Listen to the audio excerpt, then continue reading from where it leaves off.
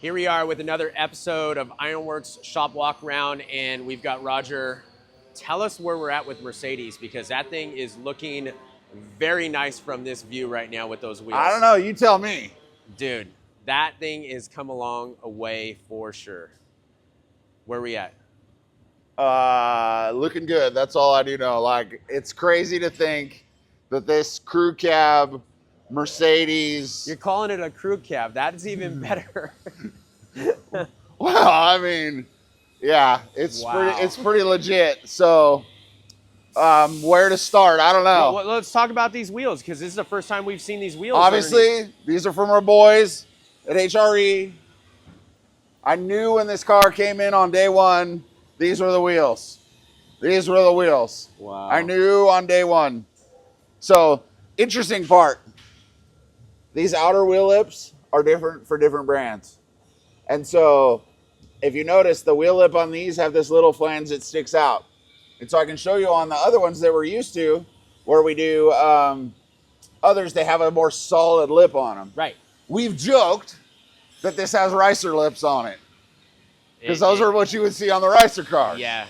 But the ricer lips look right on this. And so I never knew that there was different lips on the wheels for the big bold ones that you have, and then you have the ricer lips.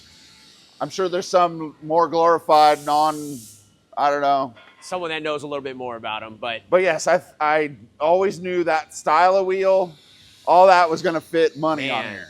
This is crazy to see this car finally like on its own weight with these wheels. We got Jose over here doing some detail work. Just solidifying how everything bolts up.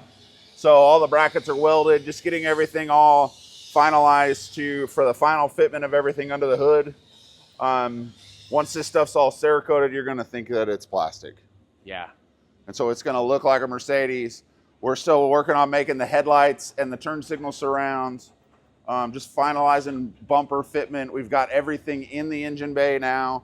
You can see how tight the inner fenders are to the brake lines. I want to see the comments. If you guys have been watching since the beginning of all these shop walk-arounds and seen where this car started and where we're sitting today, let us know what you currently think about this thing. Did you think we were off our rockers at first by building something like this? And do you think it's coming together? I have many customers that were like, what the hell is that doing in here? Right. And now they're like, wow, that thing's pretty cool. This thing is just, if you're into customization, you cannot, I mean, there's no doubting this is pretty damn cool. Well, and obviously I'm tall, but it just makes the car look low. No, like, I can't even get the car in I'm cutting off your head half the time trying to get this car. It's low.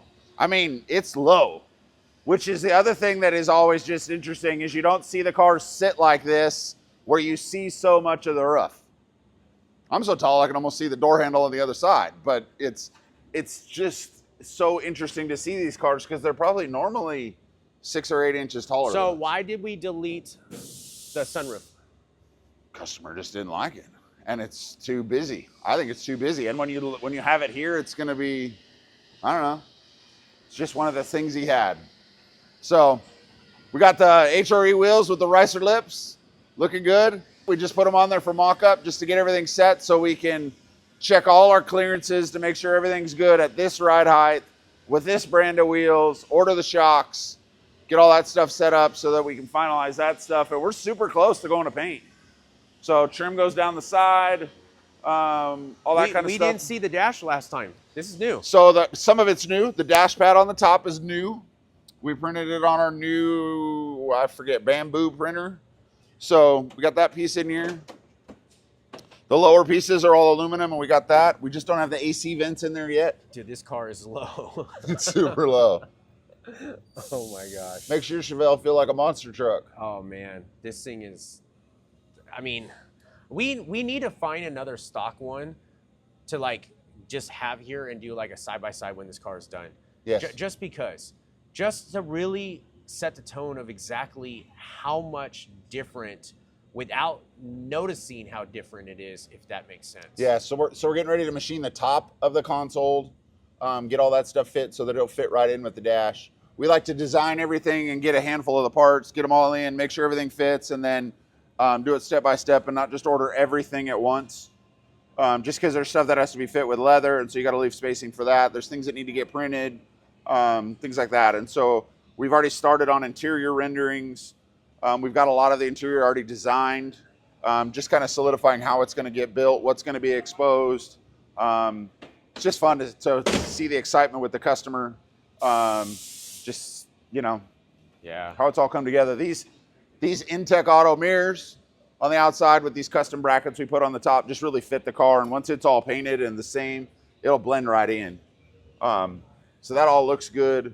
Man, it's just neat to see the whole thing come together. This thing is crazy. So we're locating all the speakers in the cars, getting the amp rack built. So we're doing a full system. Doing a full system. Got the tail lights that we're making, the tail light lenses that we're making out of one piece that are all modernized with LED, fogged out stuff so it doesn't see all the individual bulbs. It's just like new cars. And that'll really set this car off when it's done. This is insane. This is just a work of art. I mean, it's crazy. Yeah, so SEMA next year, 2026. So another year, and this car is going to be at SEMA. That's great. That's awesome. So it's pretty exciting. And it's really exciting to see the customer, how excited he gets over it, just in general, just to see what came in of what he wanted to do and kind of where it's ended up, and just the excitement of seeing his dream come alive. And then you're like, man, this thing is pretty dang cool. Yeah, definitely opens up your eyes to what is possible with taking something that looks, I mean, again, it's German car. In the German side of things is a great looking car, but for our side of things, we like to get a little bit more sleekish, a little bit more just Americanized look to it, right? Yeah, I went, because the Beverly Hills Cop video came out not too long ago that was like the new one. And so I went back and watched the old one where they were going through Beverly Hills in one of these, and you just see it on the 14-inch wheels at stock height, and you feel like they all should have diesel engines in them, and it's just rolling coal as it's trying to go around the corner. And and just to see that go from that to this and knowing it's the same car is pretty crazy to me. So this month on number 4 Chevelle, we got the front sheet metal. The hood's still stuck in paint gel somewhere, so we should get that someday. I believe engine and everything's in here. The front inner fenders have all been cleared, matte cleared to go in the car. The center console was primered in the clear to get that in so that we can paint over it, because we're not going to leave the carbon exposed. We're going to just paint it black to match all the leather of the interior, getting all the wiring set in the car, just getting all the parts and pieces on it. We haven't worked fully on it this month because we just got that ranch wagon back that we'll cover here in a second, that we've been kind of all hands on deck to get as much of that back together so that we can, I guess we're going to unveil it here, but we're going to show it at the Grand National Roadster Show in January in our booth. So let's go see it. So we got Mustang here for a little bit of service work, getting ready to go car show and stuff like that this weekend. Customer's actually going to drive it 60 or 100 miles this weekend to go up the road from where he's at and go put it out on the open highway. Really? Pretty exciting. That's great. Finally got the nerve up to go hit the highway with it. That's good. That's going to be great to see it out on the road. Yeah, it's kind of, in case you don't know, we have a video coming of this, because the car's been gone for a little while at the customer's house, and now that it's back, 2023 or 2024, it won Street Machine of the Year with Good Guys. Lots of magazine features, lots of stuff like that, and as you can see, this thing's just crazy. And that's why we are saying that it's great to see the car go on the road. It's not that it can't go on the road, it's just that it went through a lot of the initial show circuit and winning some awards that you guys wanted to accomplish, the owner wanted to accomplish with the car. And you get to a point where you've kind of won all the stuff you can go do, and then there's a point where you have to decide, are you just going to keep it around and talk about it? Or are you going to put the car on the road and do car things with it? Yeah, I just wanted to make the point of that because I didn't want it to sound like, oh, it wasn't roadworthy. It's definitely roadworthy. It's just, it is a super nice car. If you guys have not seen this. It's super nice. It's too nice. If you have any interest in this car, you're definitely going to want to watch the full video breakdown on this car. But it is immaculate, insanely immaculate. So you'll better understand why it's I'll give you, you can just look at the carpet in the thing. Yeah, insane. Yeah. Well, it's great that Danny's going to go out and drive Yes. and Yeah. go and enjoy it with Yes. car stuff. So here's Danny's latest car. So this is a 57 Ford Ranch Wagon we've been working on for a few years. We kind of took it over from another shop that was working on it, swapped in a Roadster shop chassis, put the same engine that's in the Mustang in it, which is the, what is it, 5.4 liter, the precursor to the Coyote. They made 666 horsepower. It's got the factory blower on it, a GM GM throttle body. We're going to run it on a Holly. We've just trying to get everything assembled on the car. As you look over there on the wall, you can see that there was a rendering of it over there. Can you zoom in over that way? Or no? I'll put the rendering in. Yeah, the old rendering where we were going to do silver and gray, and just made some last minute audibles to just go, you know what? Let's see what some cream and black with this red will look like.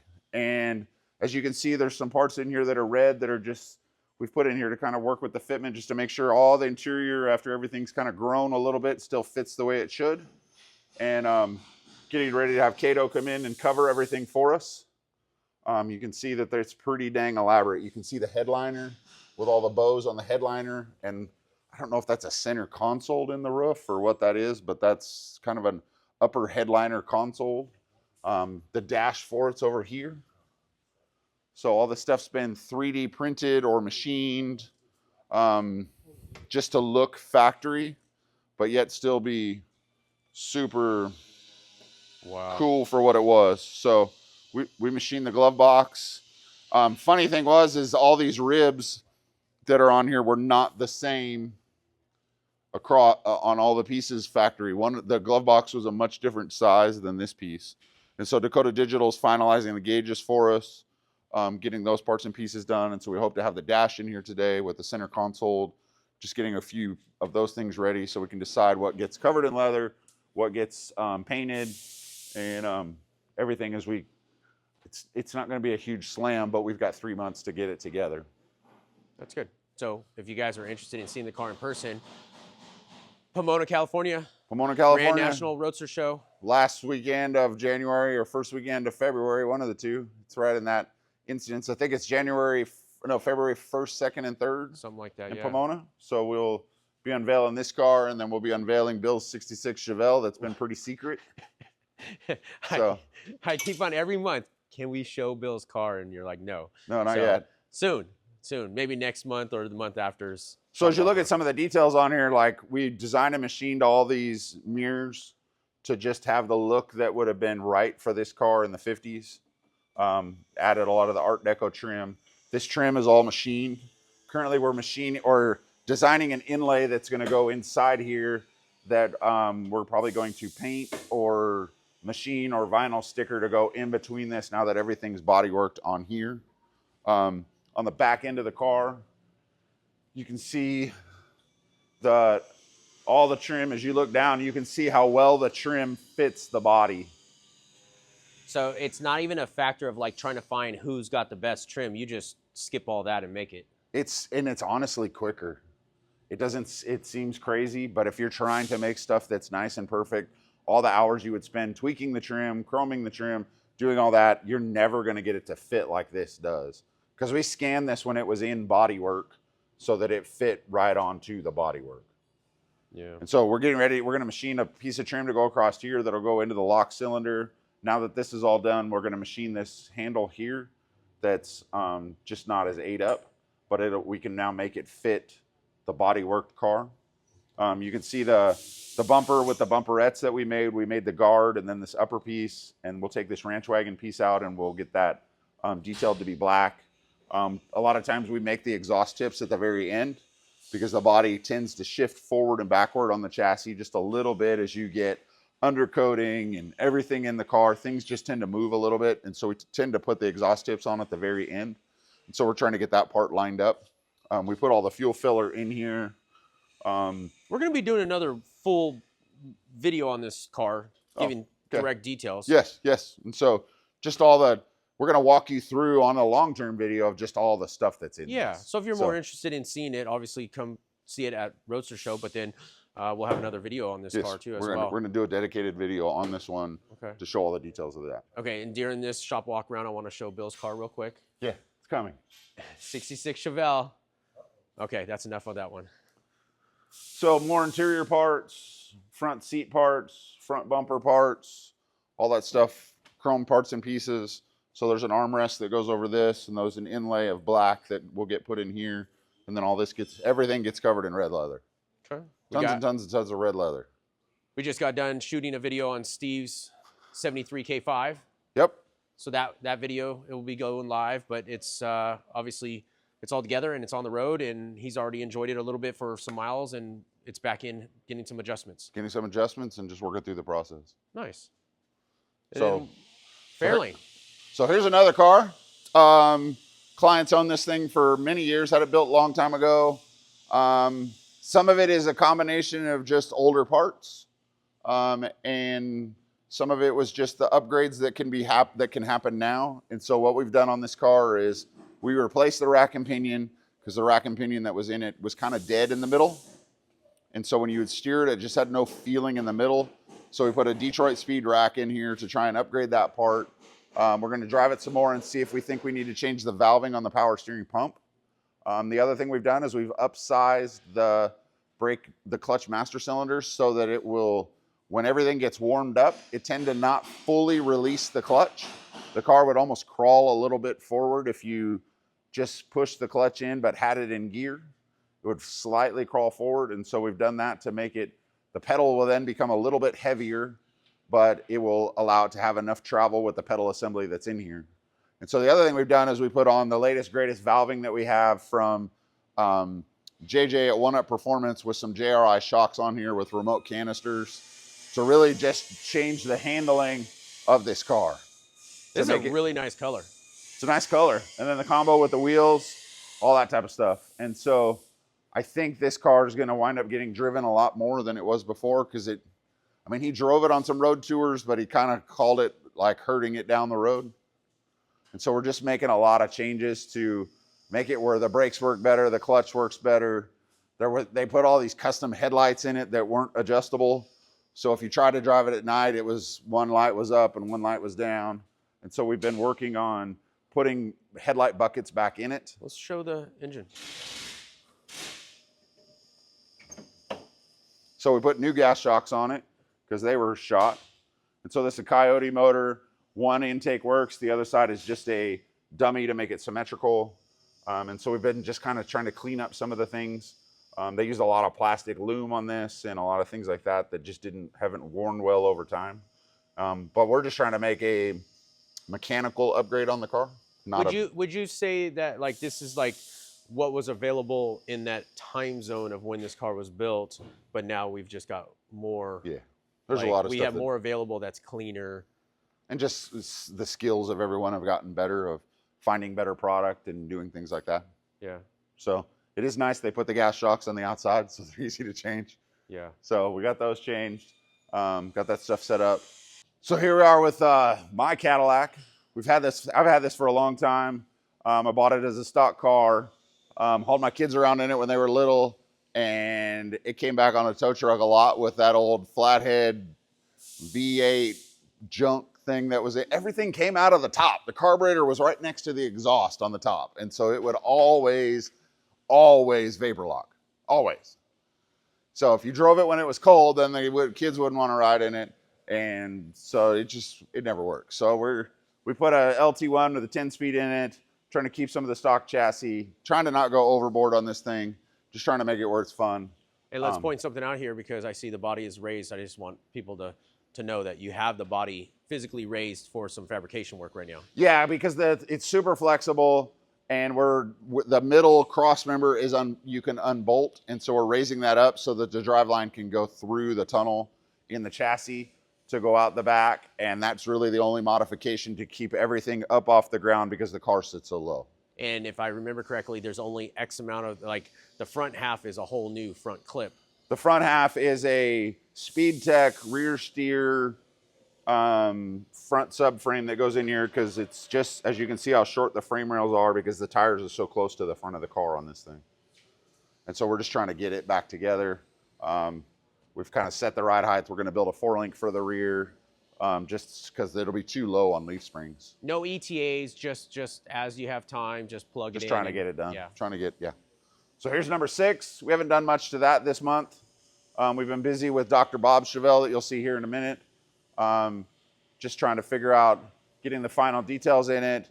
Getting ready to gap everything and send it off to the paint shop. So here we are in the fab shop. We got the chassis for Dr. Bob's Chevelle all powder coated. We're getting ready to put the body that we've replaced the quarters, the roof skin, a bunch of other stuff from just some damage that we were hoping wasn't there but was. And so getting all that stuff addressed and moving forward with those things. This is the red Chevelle that we just recently last month had in a video. Dr. Bob's Chevelle. This is it now. This is it. It's been blasted. It's been cleaned up. The whole floor's been removed. It's sitting on a fixture to remove everything that's inside the rockers, prep all the rockers so that we can slide the body on the chassis. Wow, amazing.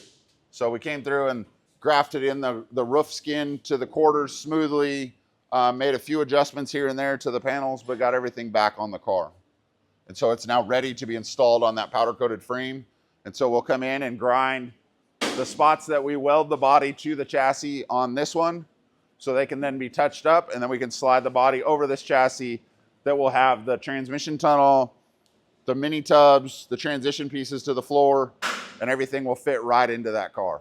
So we would grind right along here on each side and then right across the back and weld that side, this side, and the back of the car to there, and then we put our firewall in the car. And that gets welded to the trans tunnel. So we grind that right on that side and everything gets spot welded or seam welded together. Awesome. Insane. And then this thing will be ready for all the detail work to move it on into the next phase. Awesome. So we been just heavy in the assembly department. So a couple fabricator guys are over there doing some assembly work and getting those things together. A new piece of equipment that we have here, we just got a Shop Saver laser. So we're getting this thing up and running, finding a new place for our blasting cabinet to go, and we'll have this up and running here shortly, and this will get rid of our plasma to go to a laser. So it's this whole tray slides out, and you would load the material out there, and it goes in here, and this just makes for a better cut, less cleanup, more precise, and nowadays the cost of lasers have come down to reasonably similar to a plasma table. And so we've always had a plasma table where we have a guy who just designs brackets, cuts them, brings them out, and gives them to the guys so they don't have to drill holes and sand, and it's just far more cost effective. Well, hope you enjoyed this month's walkthrough. Lot to see, lots of projects coming to a point of going to paint or going to shows or whatever they're doing. And check us out next month. Thanks for tuning in.